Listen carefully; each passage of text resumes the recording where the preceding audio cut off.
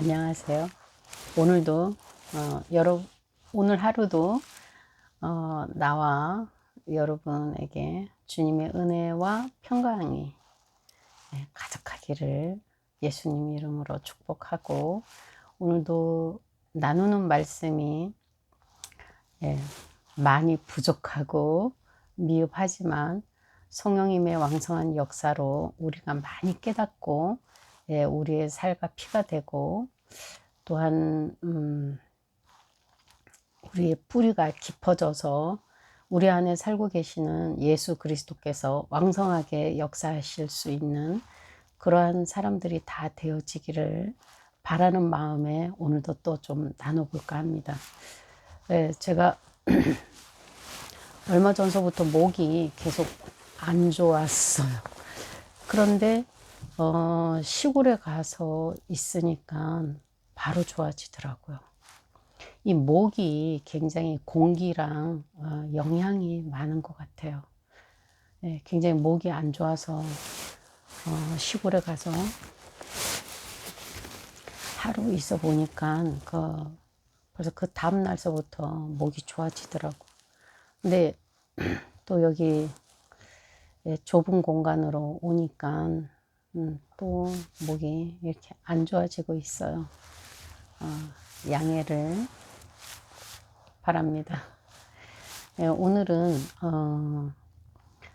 에베소 2장, 계시록 2장 에베소 교회에 대해서 나누려고 하는데, 지난번 이제 번역본을 가지고 하다 보니까 너무 정신이 없어가지고, 오늘은 또 다른 번역본으로 두 번역본을 가지고 또 공부를 조금 했습니다. 너무 안 하고 시작하니까 행설수설하는 것 같아서 조금 정리를 했습니다. 오늘은 어제보다 좀 더 재미있겠죠. 이제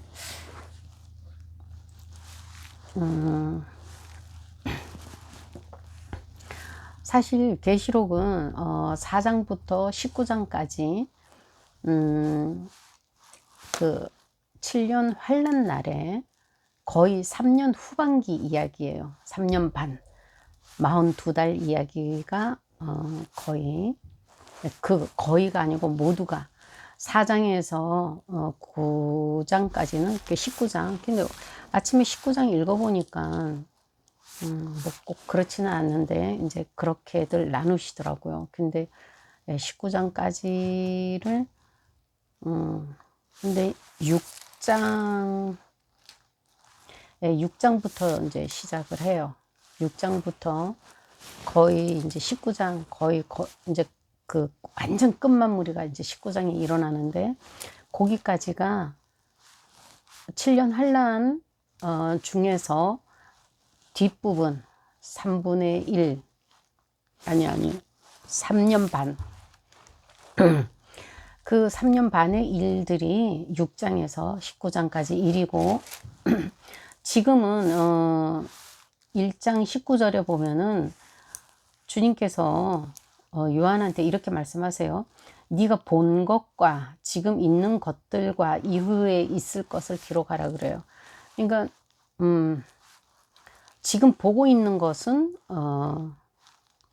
제가 볼 때는 이 7교회를 보고 있는 것 같아요. 그래서 7교회가 3장까지 끝나면서 바로 이제 4장부터는 예수님께서 보좌에 계시는 그 모습을 4장에서는 말씀을 하시고, 그리고 5장에서는 그 생명책 어린 양의 이제 그 책이 있는데, 그게 이제 그 생명책이 아니고 그 3년 반, 그 7년 환란 날에 있어야 할 그 기록된 책이 이제 5장에서 나오고, 6장에서는 이제 봉을 떼는 것부터 이제 시작을 하는데, 주님께서는 우리가 먼 훗날의 이야기도 주시고, 전의 이야기도 주시고 지금 이야기도 주시는 거예요. 그렇다면은 주님께서는 항상 우리와 함께 하시고 우리가 어떻게 살아가기를 원하시나 하면은 이 모든 것, 우리가 아담을 만드시면서부터 시간이라는 것이 존재했잖아요. 6일 창조가 시작하면서부터 시간이 창조했어요. 그전에는 시간이 없었죠. 그전에는 영원한 세상이 있었고, 그리고 6일 창조가 들어가면서부터 시간이라는 것이 창조가 돼서 시작이 돼서 그 시간이 언제 끝나냐 하면 7년, 7년이 아니고 천년 왕국, 천년 왕국이 세워져서 그 천년이 끝나는 동시에 시간이란 것은 이제 다시 없어져요.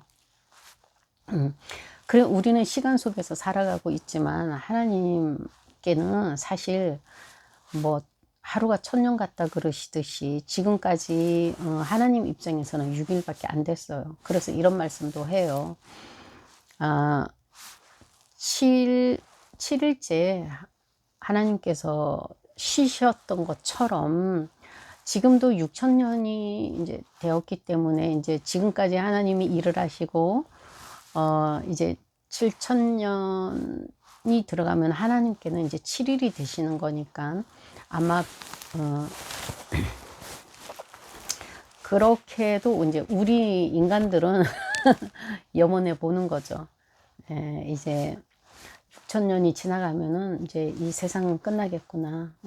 그 7일 창조를 6일 창조를 응용해서 비유해서 보자면 그럴 수도 있겠다는 생각이 들고 또 그렇게 말씀하시는 분도 계시더라고요.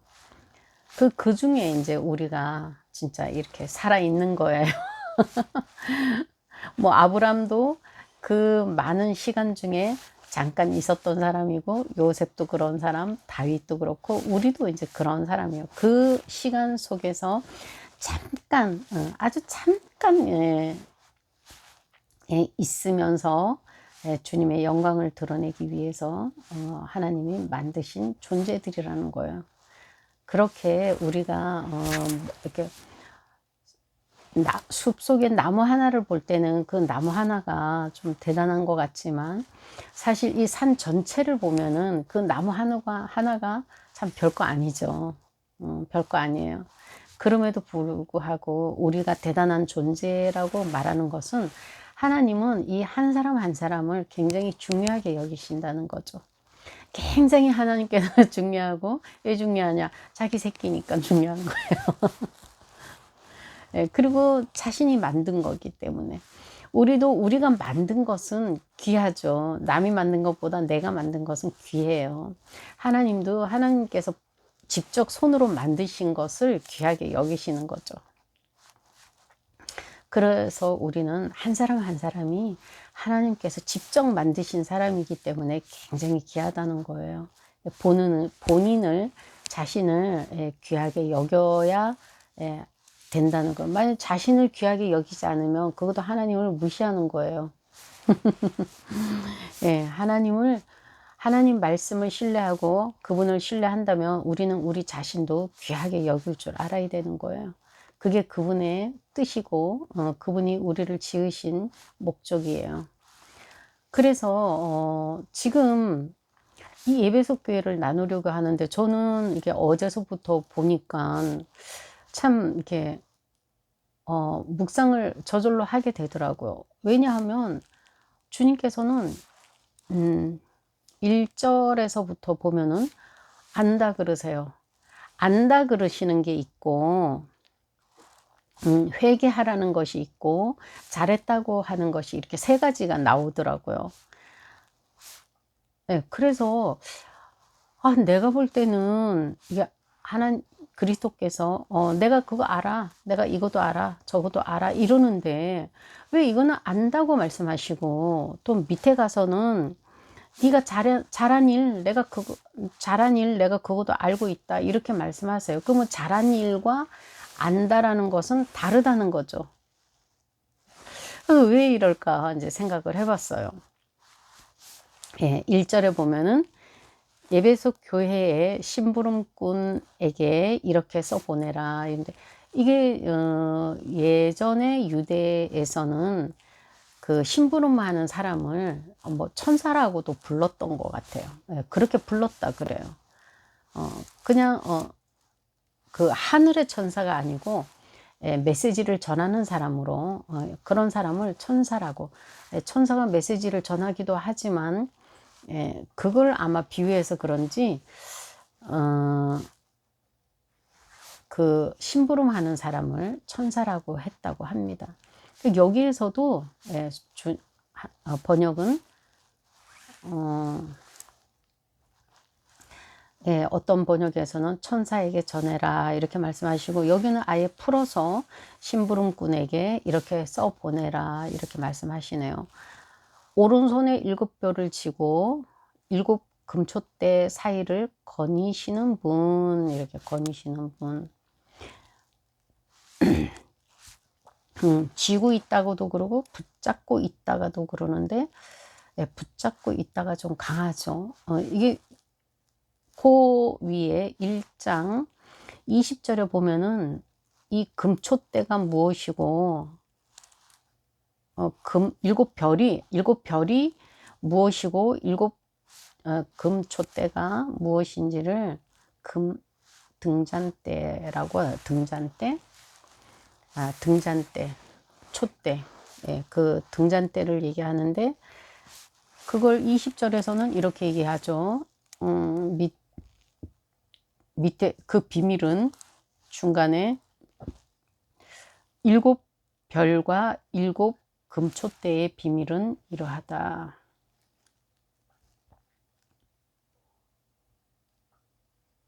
예, 신비, 비밀이라고 하는데 7 별은 7 교회에 7별은 7 교회에 보내시는 주님께서 보내시는 심부름꾼, 그리고 촛대는 교회, 예, 촛대를 교회로 표현하셨어요. 그러면 여기에서 2장 1절에서 오른손에 7뼈를 쥐고 계시고, 그러면 예, 별은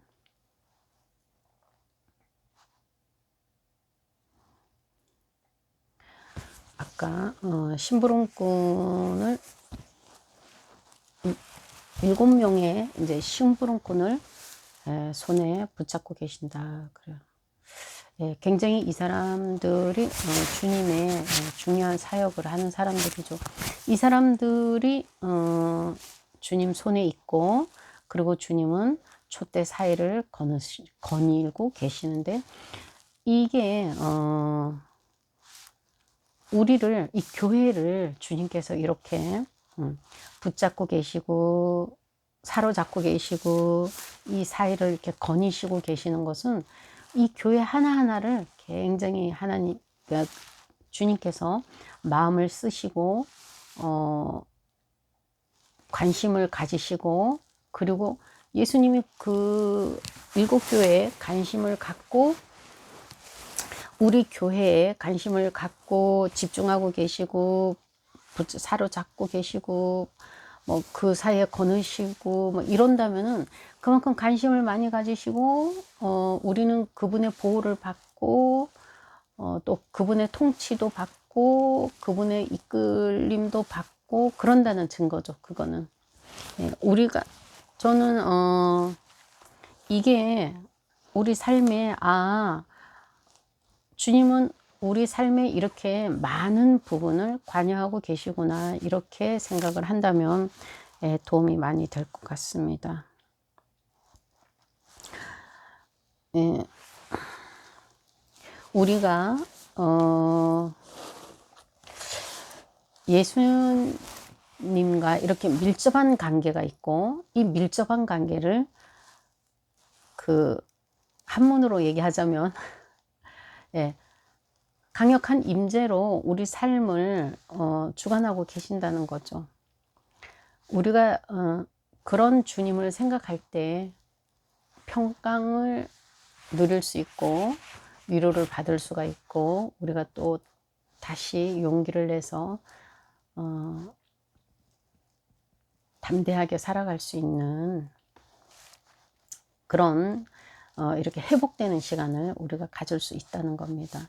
예, 이런 것은 우리에게 굉장히, 이렇게 말씀해 주시는 것은 우리에게 굉장히 위로가 되는 말씀이죠. 그리고 2절에서는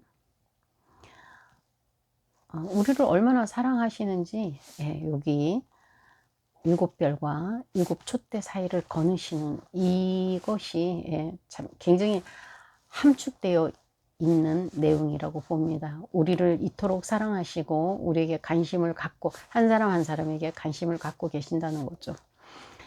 2절에는 내가 너의 행위를 수고와 인내와 또 사악한 자들을 용납하지 못함을 안다.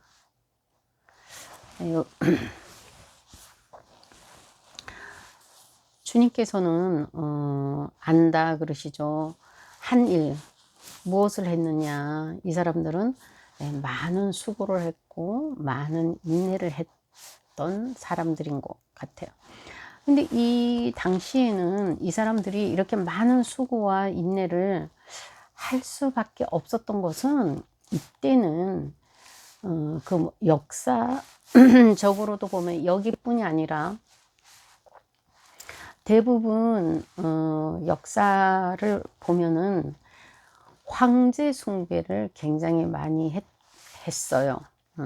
하다못해 뭐 바로도 신으로 이렇게 백성들이 추앙을 했고, 우리가 제국주의 그 어떤 막 알렉산드라든가 뭐 징기스칸이라든가 뭐 일본 천황이라든가 이 옛날에 그리스 뭐 이 모든 정복자들은 이 제국을 만들어서 자기가 신 같은 존재로 만들어내야 사람들이 말을 잘 듣고 잘 따르고, 그냥 왕이면은 너도 사람이고 나도 사람이니까 하면서 대적을 하는데, 이게 황제로 해가지고 신으로 이렇게 등극을 시키면 사람들이 감히 신에게는 대적을 못 하잖아요. 그래서 그런 이게 정복자들은 자기를 신 같은 존재로 섬기게 하려고, 예, 그래서 느부갓네살도 그러죠. 느부갓네살도 예, 자기 동상에서 절을 하라 그러고 그러잖아요. 보면은 그렇게 해야 통치하기가 쉬우니까, 그렇게 해야 통치하기가 쉬워져서 그 정복하는 사람들은 예, 자기를 다 신화로 만들었다 그래요. 그런 이제 강제 그렇게 되면은 그 다니엘 세 친구들도 그러잖아요. 그분한테 그 절을 하지, 그 동상에 느부갓네살이 자기 동상을 크게 세워놓고 거기다가 절을 하라고 그러니까 이 친구들이 안 하죠. 그래서 사자굴에 들어가잖아요.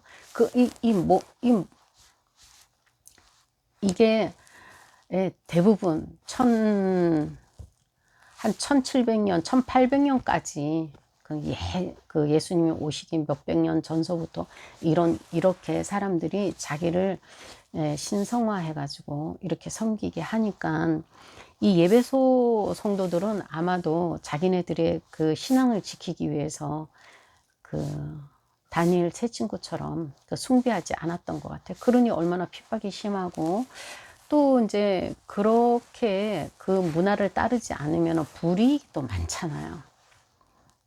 그러니까 그런 것을 다 견뎌내려면 굉장한 수고와 인내가 있지 않았을까 그렇게 보고, 그것을 주님께서는 안다 알기만 하신다는 거예요. 그리고는 네가 악한 자들을 참고 내버려 두지 않았다. 용납하지 않았다. 사악한 자들을 네가 용납하지 않은 것을 내가 알고 있다. 또 이렇게 말씀하세요. 이 사악한 자들은 이제 대부분 보면 그러겠죠. 그 거짓 교사들. 너무 이 거짓 교사들이 이 시대에는 많았고 지금도 그렇지만, 예전에는 그 유대인들이 이것을 받아들이기가 굉장히 어려워가지고 예, 대부분은 보면은 유대 거짓 교사들이 많았던 것 같아요. 그 갈라디아서에서는 너네가 할례, 예수만 믿어서는 안 된다, 할례까지 해야 된다, 이렇게 말했듯이, 예, 그렇게, 이 교회들을 그리스도인들에게 미혹하는 자들이 굉장히 많았고, 또 이때는 좀 이해가 가는 게, 예수님이 유대인이셨고 바울도 유대인이고 또 이스라엘에서 다 태어난 사람들이기 그 바울은 이스라엘에서 태어나지 않았지만 그런 이제 유대인이기 때문에 우리 이방인 쪽에서는 유대인 하면 좀 특별하고 좀 다르고 좀 더 월등할 것 같잖아요. 그래서 그 사람들의 말을 그 유대에서 온 사람들의 선생이다 이러면 귀를 기울이게 되는 거죠. 그 마음은 굉장히 이해가 가고 공감이 됩니다. 그러다 보니까 그런 사람들의 말에 많이 넘어가고 미혹이 된다는 거예요. 근데 이 사람들은 그런 사악한 자들을 용납하지 않았다 그래요. 에베소 교인들은. 그리고 또 거짓 사도가 많았던 거예요. 보면은 스스로 사도라고 말하는 사도가 아닌 자들을 시험을 해갖고 이게 사도인지 아닌지 시험을 해봤다 그래. 그래서 그들의 거짓말을 하는 자들인 것을 알아내가지고 받아들이지 않았다고. 근데 그런 거는 근데 다 잘했다고만 그래요. 근데 참 그렇게 하기도 얼마나 어렵겠어요. 굉장히 어렵죠.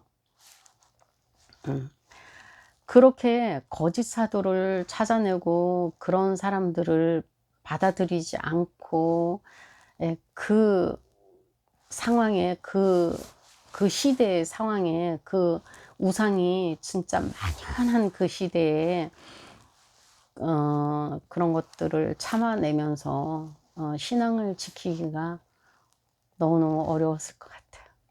저는 그 사도 바울이 당한 고난을 제가 하나하나 다 저기 찾아봤어요. 찾아봐가지고 내가 도대체 사도 바울은 어쩌면 이렇게 사랑이 많을까 하고 찾아보다가 그 하나하나 다 봤는데 뭐 28가지인가 그렇게 되더라고.